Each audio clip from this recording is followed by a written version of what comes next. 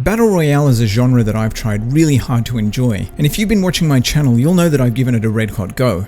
I was hoping that Apex Legends was going to be the game to convert me into a full-blown BR fanboy. I mean, it comes from a talented studio with a proven track record, and the team includes many of the people responsible for some of my favourite Call of Duty games. On paper, it seemed to have all the right ingredients, and if I was ever going to enjoy a BR game, then surely this would be the one. But at around the 10-hour mark, I realised that I really wasn't enjoying myself, even when I was winning, and ultimately, Apex just felt like another Battle Royale game. Okay, so maybe that's a bit unfair. Apex is actually an exceptional example of this type of game, and it's the first in a while to really move the genre forward. It's also extremely polished for a free-to-play title, and it's easily the best BR game that I've played to date.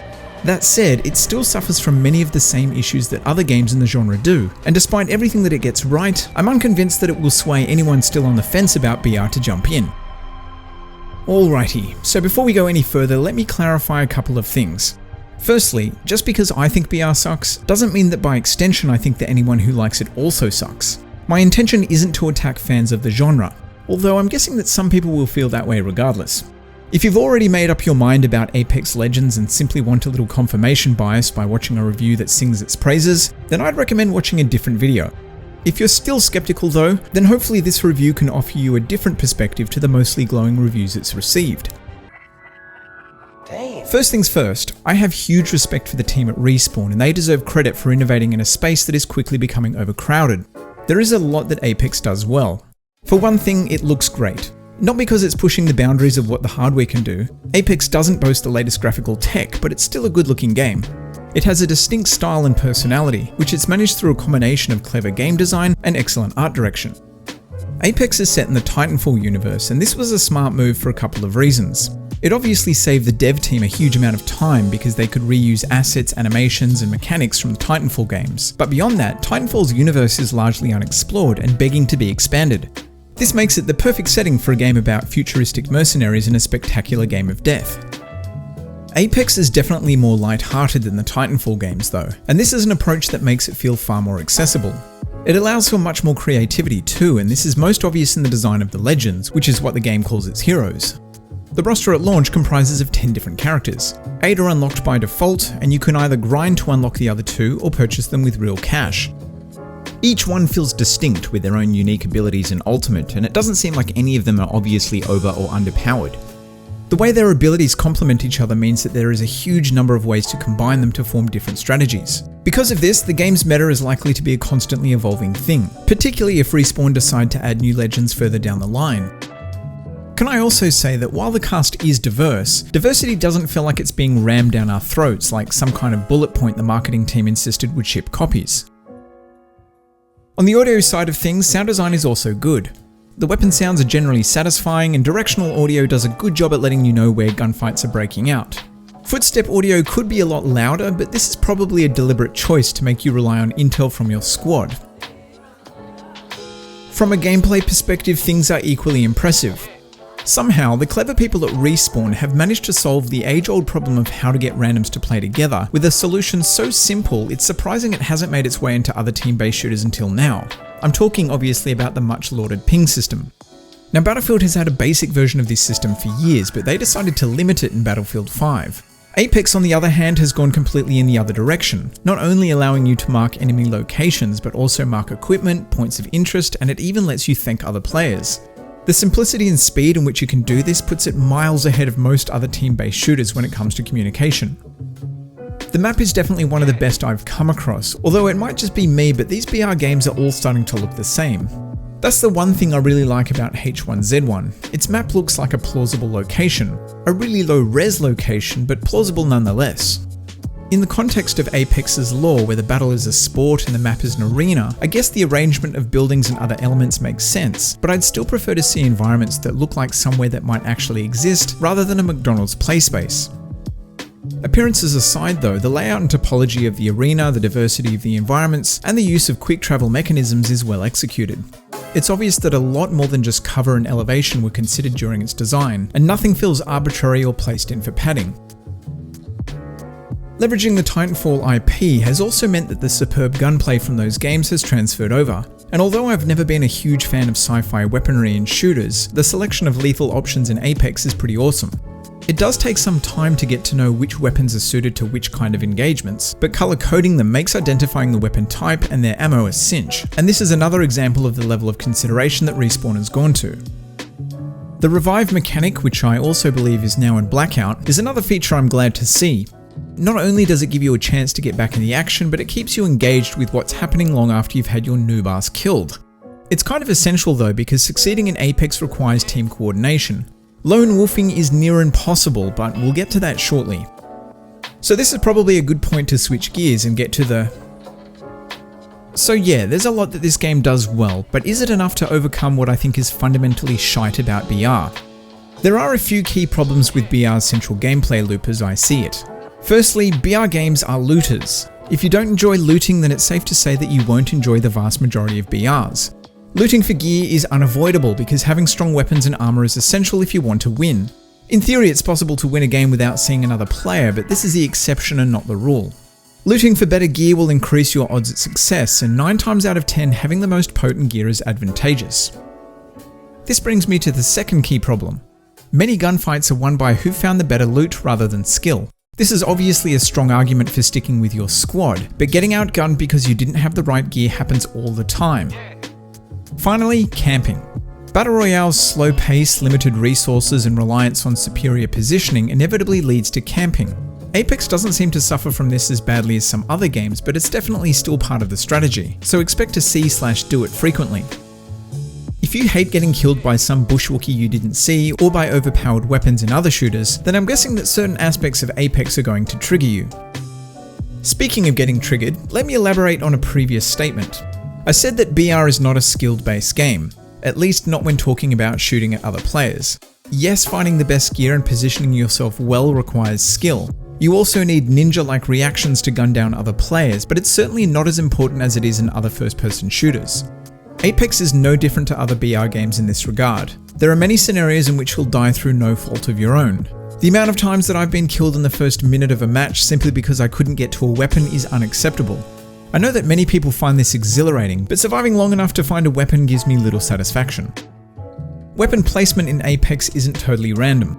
There are areas of the map that always have high tier equipment. What's in those locations does change, but this results in a mad rush of squads fighting over the best gear. You don't have to land in the hotly contested areas, of course. You can stick to the areas that typically have less traffic and lower strength weapons, but that's about as fun as it sounds. Making sure you have a powerful boomstick is critical because enemies can take an absolute shit ton of damage, particularly if they have purple armor. Fans of fast time to kill, consider yourself warned. You will need to coordinate with your squad to take out enemy players, and that's why trying to go it alone in Apex is pretty much pointless. If your squad isn't a well-oiled and cohesive killing machine, then you'll be easy pickings for teams that are. Movement is again something that lots of people have praised, and I'd have to disagree. Look, I don't mean that it feels bad or that it doesn't work. It's perfectly serviceable and you can get from point A to point B without hassle. But compared to the revelation that was Titanfall 2's parkour system, getting around in Apex isn't very interesting. Now I'm sure that there's a good reason why the development team chose this direction. Maybe designing a huge map that caters for this type of movement is too difficult, although both Titanfall games had pretty big maps. Or maybe slowing players down improves the overall pace, although loads of other BR games have vehicles for fast travel, so... All I'm saying is that I don't think that there's anything wrong with the movement system, but when you say Titanfall, wall running and double jumping are the first things I think of. It would have been so awesome to have the fast and fluid movement system of the Titanfall games in Apex. I mean, come on, would you prefer this? That pilot doesn't stand it. Got a bounty inbound. Hunt it down and eliminate. Or this?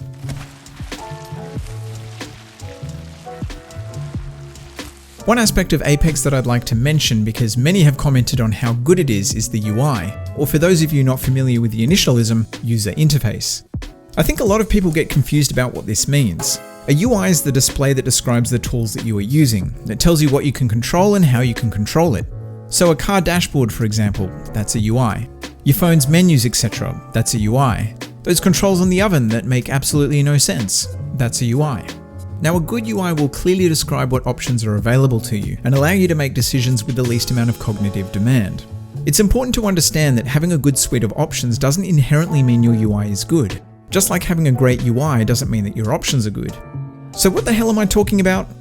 Apex's UI is undoubtedly a huge step forward compared to many of its peers. The aforementioned ping system is definitely an example of something it does very well, but one of the reasons it's so successful is that it reduces the need to use the UI at all.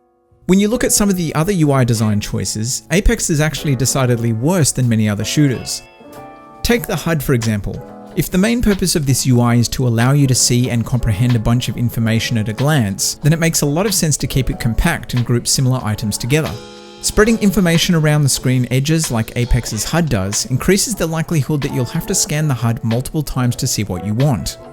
If I want to check my health and ammo for example, I either have to scan here and then here, or I have to do 2 separate scans here and then here.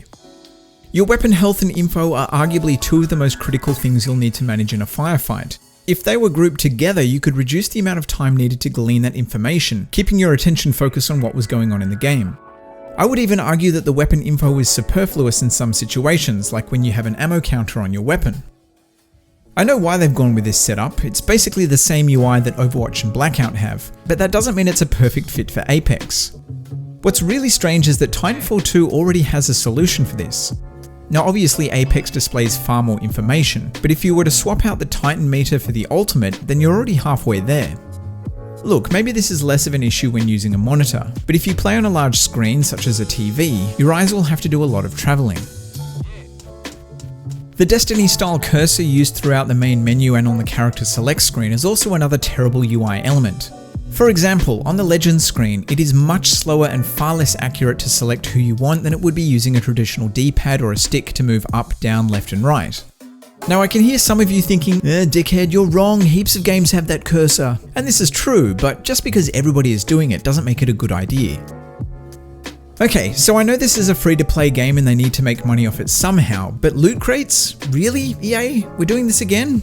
I've heard people defending Apex's loot crates with statements like, they're just cosmetic items, and you don't have to buy them. No, you don't have to buy them, but some people will, and for some people gambling is a real problem. Loot crates, boxes, or whatever the fuck these pyramid robots are gambling. I know that this is a topic that not everyone agrees on, but all you have to do is Google the definition of gambling, and you get a pretty succinct answer. In other words, spending real money on 3 random items in the hope that you'll get something you want. Now I get that monetization and free-to-play go together like lamb and tuna fish, and developers and publishers don't make games just for the warm and fuzzy reaction of gamers. I guess EA had to stamp their mark on this game somehow, so it's not really a surprise, but it's still very disappointing. So the long and short of it is, Apex has got some great ideas, the gunplay feels tight, and altogether it's one of the best BR games to date. It still suffers from long periods where nothing much happens, and engagements are too often won by who found the more powerful weapon though. That being said, I'm going to persist with it. I think the key to enjoying it is by playing with friends. More than any other team-based shooter, okay, maybe with the exception of Rainbow Six Siege, enjoying Apex relies heavily on coordinating with your squad for victory. If you plan on playing solo, all the annoying things I've just mentioned will probably start to get you down. But hey, it's free, so what have you got to lose apart from your sanity? If you enjoy BR games such as Blackout, then I strongly believe that you'll love this. If you're like me though and were hoping for more Titanfall, or for something that fundamentally changed the Battle Royale experience, then I'm sorry to say, but this isn't it.